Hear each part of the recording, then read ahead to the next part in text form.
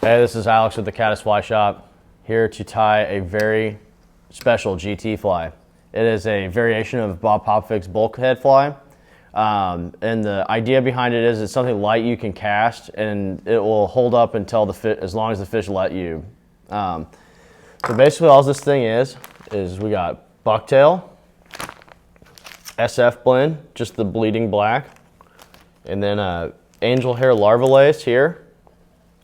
We're using 0.006 Danville thread, and then here the Dyna King Barracuda Junior pedestal vise, and of course Zap-A-Gap. And something I'm going to add that's interesting with the fusion of mono and the Zap-A-Gap basically makes the mono melt, so it makes a very, very strong bond for your flies to be more durable. So let's get started. We're going to start off with an SL12S 6/0. You know we mean business when we're tying on one of these. So I'm going to set this in the vise. What's cool with these Dyna Kings is they have 2 grooves in them, if you've never seen one of these vices. So and I already have this set to the hook, but it just makes a very strong, very stable, you know, really clamps it down there to make it stable for you. Sorry, I didn't know how to elaborate more there. So what I'm going to do is wrap it away from myself, make a mono thread base down this hook. And I count each thread wrap, by the way. Just kidding. Okay. And nothing crazy. I don't have to go every single one, just enough to establish it. This fly ends up wanting to be about 6 inches. And if you need to extend them, you can. There's kind of all kinds of options here. So what I'm going to do is I'm going to get about 3 inches of bucktail. My hand's about 3 inches, so that's usually what I start with on a tail. I'll trim it really close to that hide. And see, right now I'm not using, that's a good chunk, but nothing crazy thick quite yet. We will increase the thickness of the fly as it builds up towards the head. All right, so I just kind of try to get some of these shorter hairs out of there if you're a neat freak. All right, there we go. Lay that right there. And I will slightly spin it in the round, but not all the way. Just so it's, it's a tail here. Just something like this. I'll wrap those butt ends down too, so then it's really secured in there. Don't need as much of a taper because this kind of establishes the shape of the back half of the body. So something like that. You don't need it to get too flared up. Couple things I'm going to add. So this is where I add a little bit of SF blend. I don't care if any of that flash gets in there. It's really mainly for this stuff. It's kind of a bucktail substitute. But I will do very, very little. Like that has like 2 strands in it. But like I will not cry if I don't have any flash in there. We try to keep it very sparse with it when it comes to flash, if or none. So I'll just wrap that around once here. Lay that over my bucktail. And it kind of adds onto that tail just right over the top.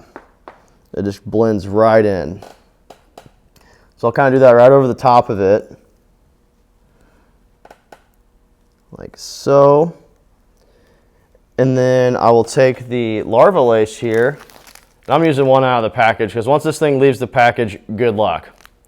I will kind of supplement this stuff on the sides, kind of to fill up any filler space. So usually I just kind of do a little bit here. And this helps you add light bulk. Like if you need your fly to have a little more volume, but you don't want to have to freaking cast the thing all day, then I would strongly recommend this, these 2 flashes I'm using here. So I'll do one on the side there. And thank God for rotary vices so I can see what's going on here. There we go. So I'm going to cover up just on the sides there. I don't got to worry about anything on the bottom.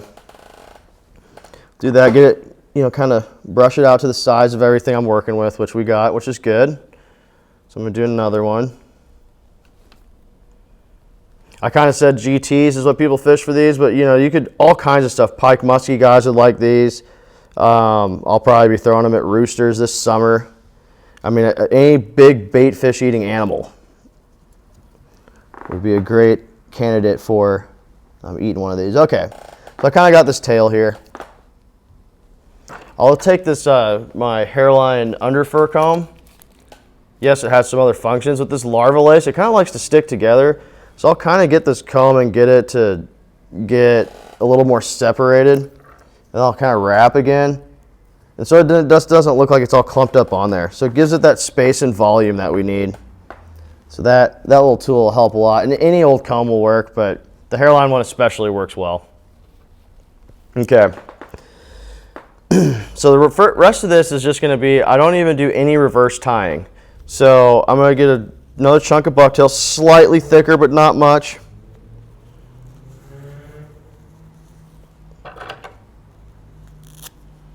So about like there. Take some of the under fur. And you'll see why I don't want to get this too thick, because we'll create bulk with its thinness. And I'll explain that more here in a sec. But same kind of thing, I'm going to make sure I get all my short hairs out of there the best I can. Make a little hair pile there. Okay. So I'll measure it to here. And so what I'm going to start doing is preparing the fly to kind of start adding bulk. So instead of tying this in with the tag ends, trim and tight like you normally do with a bucktail fly, I'm going to leave about like a 1/2 inch or 1/4 inch to a full inch, depending on how much bulk I need to get here. So I got about, 3/4 of an inch here. So I'm going to leave that there. And I'm going to go one gentle wrap, one slightly tighter, and then that third one tight, just like you're spinning deer hair. But see how that turns out perfect. Gets that other flare kind of to flail out here.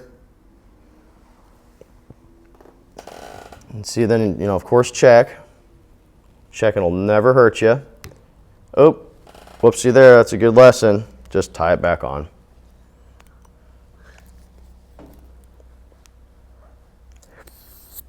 In fact, I'll tie it right back to where I was. And you don't got to pull too hard with this like I just did there. All right. I'll get back in there. Trim those tags in there. See, no foul. Okay. And so what I'm going to do is take this rest of this tag in and push it back this way.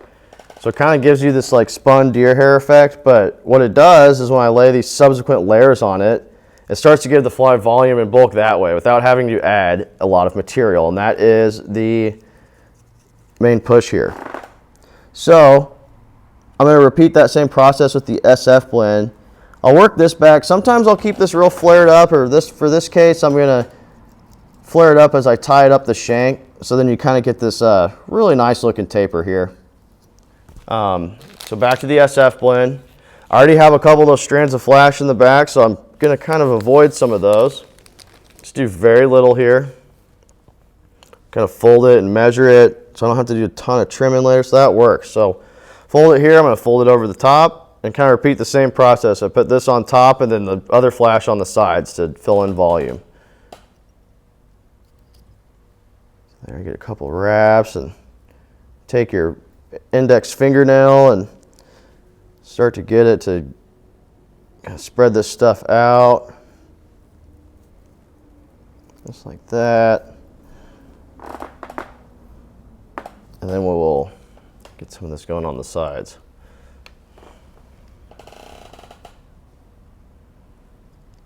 And it's just to increase the volume of this thing. So I'm going to comb it out before I give it some super. So comb, index finger, try to get that up around under the belly a little bit too. Give this thing some more bulk.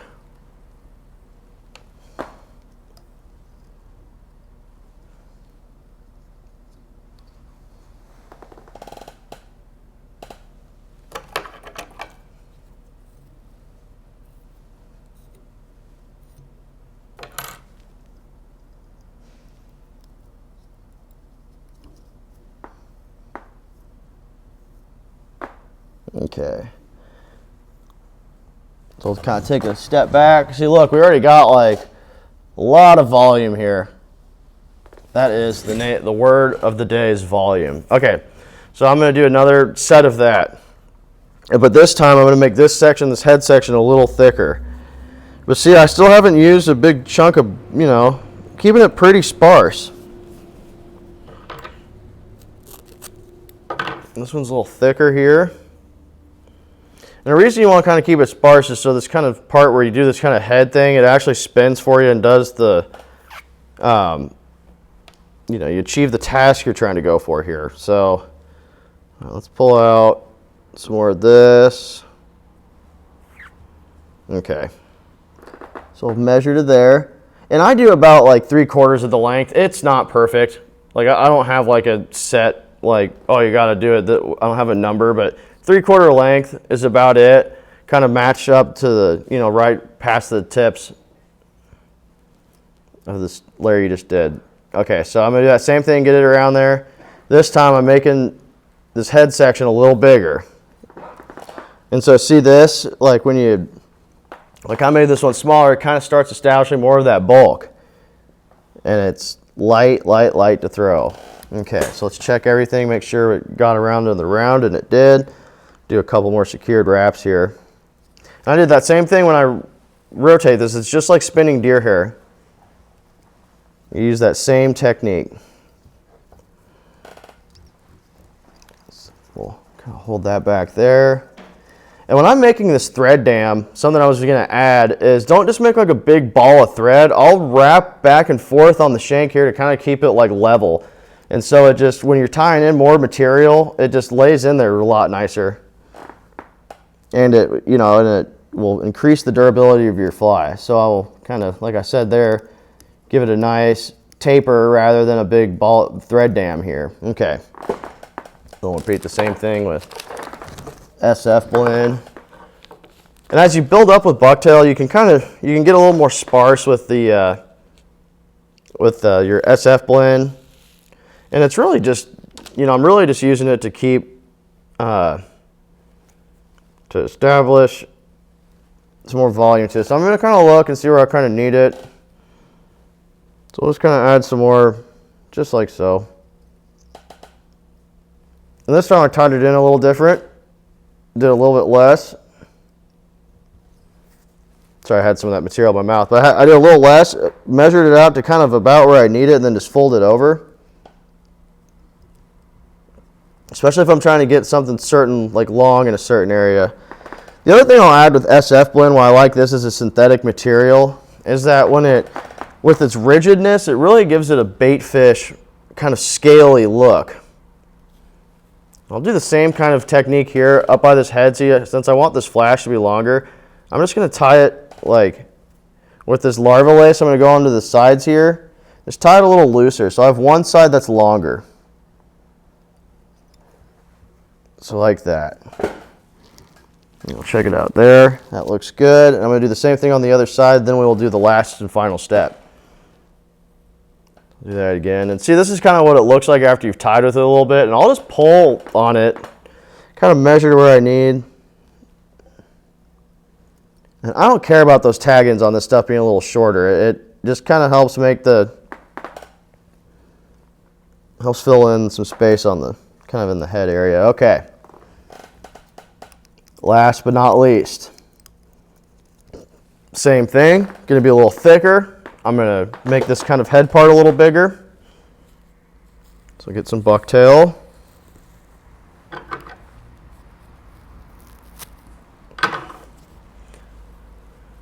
This one's a more generous amount. That's what I'm going to do. Then I'll pull out the short ends and it'll be perfect. All right, so I'll measure it to there. And basically we're just trying to get a, you know, general bait fish taper to where it almost gets shorter. So you have a tail in these and it gets shorter as it builds up. So it'll layer up to kind of make like that kind of tall sardine look or whatever you're kind of imitating. So on here, I really want to make this head the biggest I can. So like that's about where I'm going to tie this in at, is right there. So just slightly larger than the one you just did. One tighter. That third one's the tightest. And when you're using more bucktail, kind of, you know, help massage it around the hook because it won't spin as well for you. And that's why we like to keep it sparse. But this, on this big head piece, I like having more bulk up here since it gives you more action in the fly. That's what kind of helps is the lightness of the bucktail. Like if you get down closer to the this hide of it, when I'm tying it up, I want that lighter, more hollow hairs up front if I can help it. Because it just, it will help with your motion so much more. Okay. So there's our last one. So I really want this one to kind of get, I'm going to do that same thing with the thread dam. I'm going to kind of go back and forth so I don't just make one giant big ball. So come back a little more.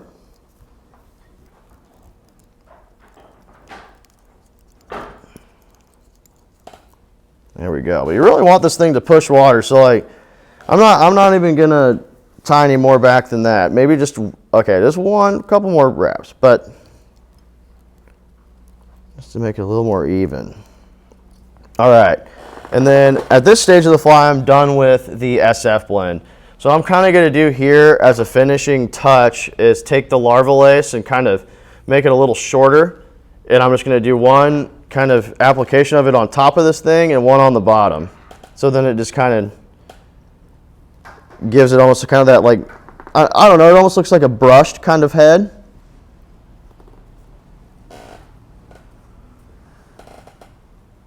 Do that. When I fold it over, I really want to try to get the I'm going to do the top half of the fly, then the bottom half of the fly, so it really looks like you got it all wrapped in there. So I got that over the top. Got my handy dandy hairline comb here to get all this, you know, all this ratty stuff out of here. So that's why you kind of want to tie it in pretty tight. But it's real nice once you kind of get that combed out. It'll kind of go throughout your fly. And another thing with, as I'm finishing up, this is a food for thought. Whenever you're out there in the water and you're looking at a bait fish, isn't it, you know, a lot of times you're just kind of seeing its shadow or you're seeing the actual fish, and it, you know, black seems kind of like a weird color, but it usually is, the bait fish are darker. And so it's a pretty accurate kind of, you know, when you're looking at, you're kind of starting to, you know, notice things in the water. Okay. Wrap that again. I'm on the bottom half of it. Go up by the hook's eye. Do a couple tight wraps. And then I'm going to spread this stuff out. Try with my finger. Get all the way in the round so it looks kind of brushy. We got that. So I'll comb this down this way. And you can always trim and edit this thing at the end too.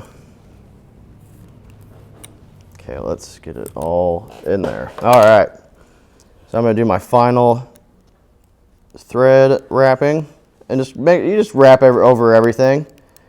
And earlier in the video, I made a comment about the Zap-A-Gap's relationship with this mono, and I will show you. So now I got a good mono thread wrap head at the end. We're done. We're going to whip finish it, and then we will cook it with the Zap-A-Gap and call it good.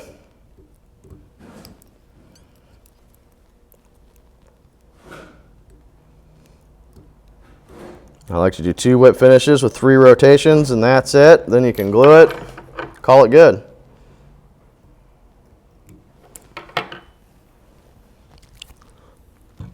A little bit of spit on there. That's what makes every great fly. All right, I'll use the brush on Zap-A-Gap here. It can be a little easier to apply, especially when you have a little more to deal with here. And if you want, you can use Zap-A-Gap throughout the entire fly.